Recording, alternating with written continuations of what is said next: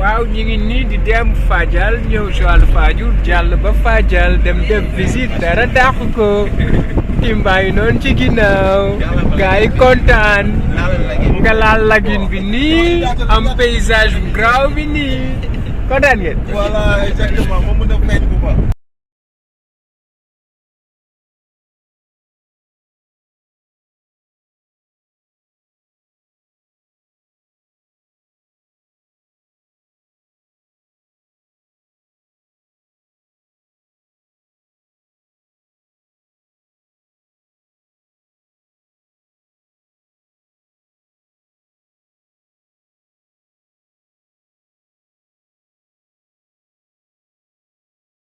Guys, tey ñu ngi fii Joal l'équipe de TAP Consulting en compagnie de la compagnie Serigne Bassirou Gueye en voyage d'études. Donc on est là devant le fond de Fadiouth. Donc on s'apprête à aller à l'île de Fadiouth pour une visite touristique et de découverte. Donc on est là depuis hier avec toute l'équipe, avec les passagers qui sont là en train de prendre le photo. Donc on s'apprête à faire notre première sortie aujourd'hui après des cours en méthodologie de recherche et en cours de Sphinx. Donc voilà, pour certains c'est une première fois qu'ils viennent dans ces lieux et qui est symbolique, qui est riche en histoire, qui est riche en culture parce que Joal c'est voilà, la ville de naissance de notre premier président Léopold Sédar Senghor. Et Fadiouth aussi qui est une ville très riche en culture, très riche en histoire parce que le brassage est actuellement présent dans cette île. On l'appelle aussi l'île au coquillage. Donc on s'apprête à aller là-bas. Bon, on pouvait prendre le pont, marcher là-bas. Mais vu qu'on veut faire du tourisme aussi, on va prendre des pirogues avec les deux participants pour pouvoir contempler encore cette belle ville, cet environnement qui est extrêmement magnifique et riche en patrimoine. Donc c'est quand même gars.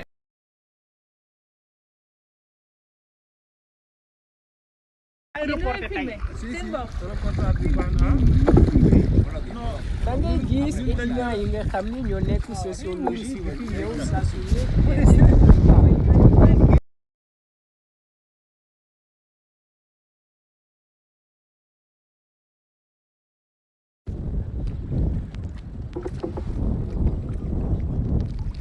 ngay gis nag moom mooy grenier bu njëkk ba mag ñi dañ ci doon jënd seen i dugub. C'est parti. C'est pour les musulmans.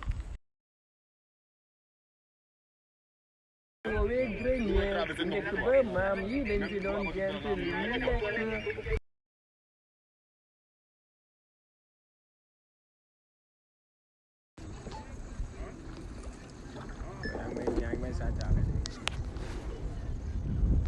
saa yoo ñëwee bay bëgg a yegg si rek da ngay gis li naan cimetière.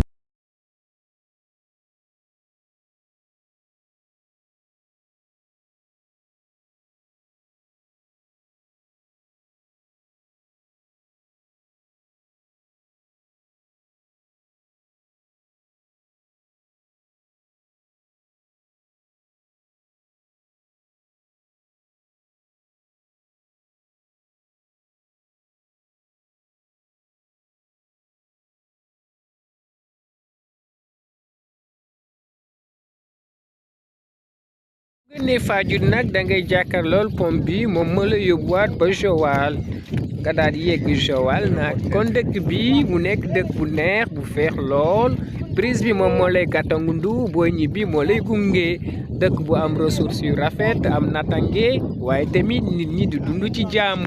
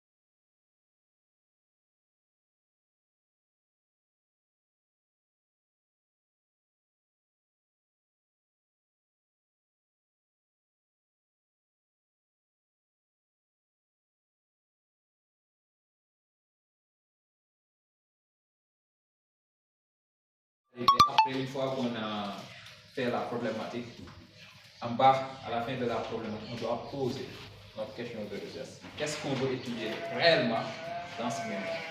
Et là, tu le mets en gras avec point d'intégration. Et là, tout de suite, tu descends au niveau des objectifs. On verra que tout ça, c'est de la logique, de la cohérence à respecter par rapport, par rapport au mémoire.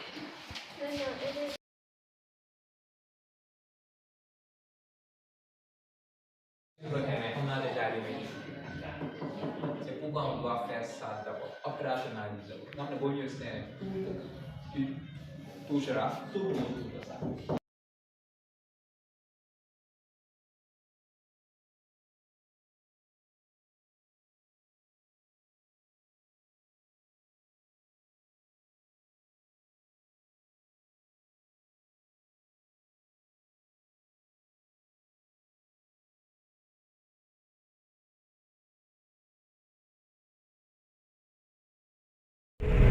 waaw ñu ngi nii di dem Fadial ñëw si wàllu Fadiouth jàll ba Fadial dem def visite dara dàq ko Timba yi noonu ci ginnaaw gars yi kontaan nga laal lagune bi nii am paysage bu graaw bi nii kontaan ngeen. Voilà, exactement. Moom na feeñ bu baax. Qui fait 32 mètres de circonférence et il date 850 ans, du siècle de lui. Ce baobab servait aux temps anciens comme cimetière de griots. Les griots, ce sont les troubadours d'Afrique, les batteurs de tam-tam. On les appelle encore les sacs à parole, parce que c'est eux qui transmettaient des histoires de grand-père à fils, la tradition orale. C'était le conteur en même temps. Ces gens-là, comme ils n'aimaient pas gratter la terre, cultiver la terre, ils les acceptaient. On était obligé de les momifier sur des baobabs pareils comme ça. Oui. On les momifiait que les gens ne touchent même pas le sol. Parce qu'ils disaient si les gens touchaient le sol, la récolte ne sera pas abondante. C'était une pratique animée. Le problème végétal du pays. À part le lion, c'est le baobab. Pourquoi le baobab? Parce que tout est utile. En commençant par les feuilles, une fois qu'il est séché, rendu en poudre, c'est mélangé avec le couscous sénégalais, le lalo. Et avec le fruit qu'on appelle le pain de singe, il y a des fibres blanches dedans. Une fois que vous le faites bouillir, en mettant un peu de sel dessus, ça représente l'immobilier local. Le rhume de fête. Très efficace. Et avec l'écorce que vous voyez ici, avant l'arrivée des Français, comme on n'avait pas de corde, on a utilisé pour faire des cordages, pour attacher le bétail, épuiser dans les puits, en même temps pour faire des hamacs pour se reposer. Et avec la sève du baobab encore servie comme colle, si on a une quantité mélangée avec de la gomme arabica, on arrive à faire le tableau de sable que vous voyez sûrement sur les artistes. Mais avec le bois, beaucoup de gens croient qu'avec le bois du baobab, on peut faire des pirogues ni des masques. Mais non, c'est uniquement que les fibres, on ne peut pas exploiter. Voilà. ñu ngi fi alhamdulilah.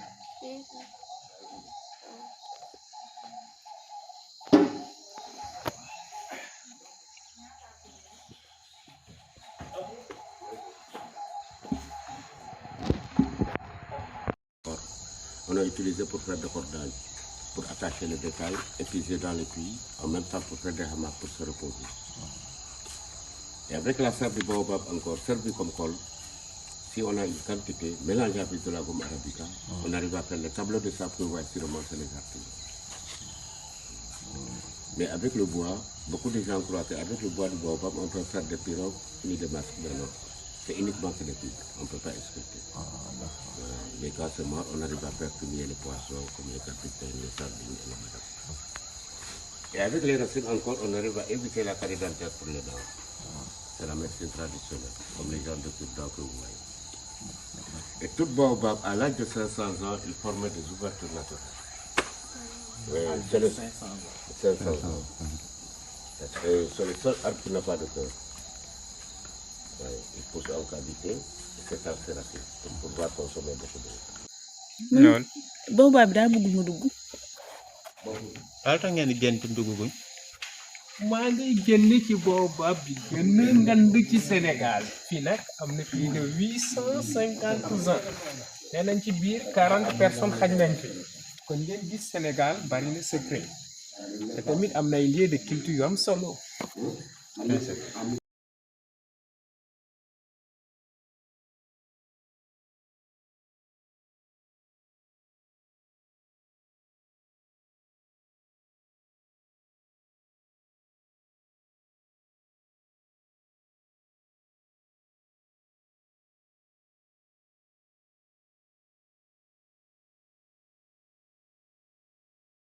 sama ami invisible foo ko fekk mi ngi ree nekk biir Joal toog toogaay bi nii. Le reporter. biir Joal li ngay njëkk a nemmeeku moom mooy leeraange gi mu nekk zone bu leer naññ su ko defee nag ñu daal di fas yéene ñibbi daal di leen jox rendez-vous très prochainement ci yeneen site ak ay découvertes touristiques fépp ci Sénégal kon yoonu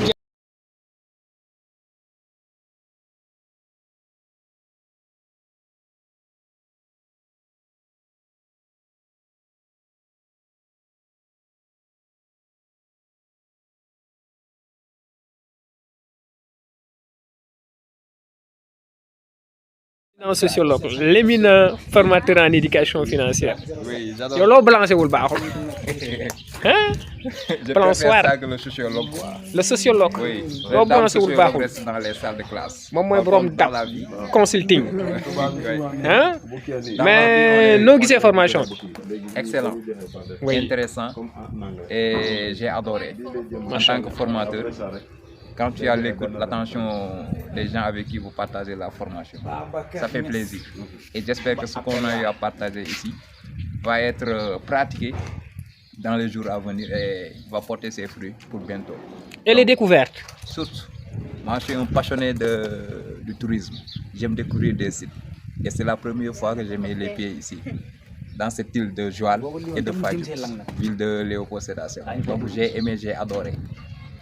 Qu'est-ce Je que vous vous dites remercie. aux amis de la CSVJ?